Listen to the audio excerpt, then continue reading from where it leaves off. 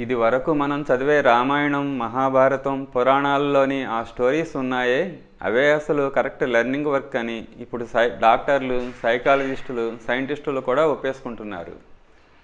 Psychology with a soul అనే పుస్తకాన్ని రాసిన జీన్ హార్డే అనే సైకాలజిస్ట్ ఏమంటున్నాడు అంటే, వ్యక్తి యొక్క ఆలోచనలు, సంస్కారాలే అతన్ని అపరాధాలకు, పాపకృత్యాలకు ప్రేరేపిస్తాయి. మంచి సాహిత్యాన్ని చదవటం వల్ల ఆలోచనల్లో మార్పు వస్తుంది. కానీ సంస్కారాలు చాలా లోతుగా పాతుకుని ఉంటాయి కనుక అవి అంత సులభంగా మారవు. కానీ మహాపురుషుల జీవితాల్లోని ఉదాత్త సంఘటనలను చదవటం, వినటం జరిగినప్పుడు లోతుగా పాతుకుపోయిన మొండి కుసంస్కారాలు సహజంగానే కరగటం మొదలు పెడతాయి. అతని అంతరంగ బహిరంగ జీవితంలో ఆశ్చర్యకరమైన మార్పులు వస్తాయి అని ఈ స్టోరీల గురించి ఆ సైకాలజిస్టు చెప్తున్నాడు. అందుచేత ఆ కథామృతం ఉందే, అది కృష్ణుడిది అయినా, క్రైస్తుది అయినా, ఏ మహాత్ముడిది అయినా ఆ కథ మన సంస్కారాలను క్లీన్ చేస్తుంది. కానీ మనం ఆ కథల్ని అలా చదవటం లేదు.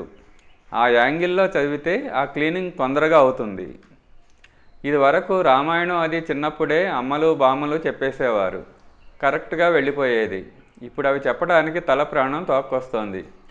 ఇప్పుడిప్పుడే టీవీలో కామిక్స్ అద్భుతంగా డెవలప్ చేశారు. సరే, అది okay, let them do it. కానీ భగవద్గీత అనేది అమృతం అని మనం మర్చిపోయాం. అసలు మనం ఎందుకు పుట్టామని ఎన్నిసార్లు నేను చెప్తున్నా ఎవడూ వినటం లేదు. ఒరేయ్, నువ్వు ఎందుకు పుట్టావురా? ఉద్యోగాలు చేసుకుంటున్నాం, డబ్బులు తెస్తున్నాం. కోటిలో ఒకడు కోటీశ్వరుడు, ఇంకొకడు ప్రెసిడెంట్ ఏదో అవుతాడు. మీకు తెలుసా, గత జన్మలో అమెరికన్ ప్రెసిడెంట్ ఇప్పుడు లేబరర్గా ఉన్నాడు. ఫిజికల్గా ఫ్యాక్ట్ అది. ప్రెసిడెంట్ అయినా వాటికి జీవితం గురించి తెలియకపోతే లేబరర్గా పుడతాడు.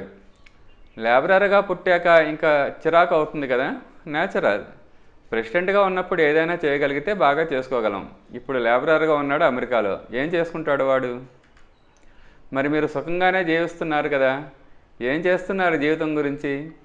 అసలు జీవితం అంటే ఏమిటి అనేది తెలిసి ఏడిస్తే కదా ఏదైనా చేయటానికి. గురువులు చెప్తూనే ఉన్నారు, మహాపురుషుల జీవన చరిత్రలో మీరు అది పట్టుకోవాలి.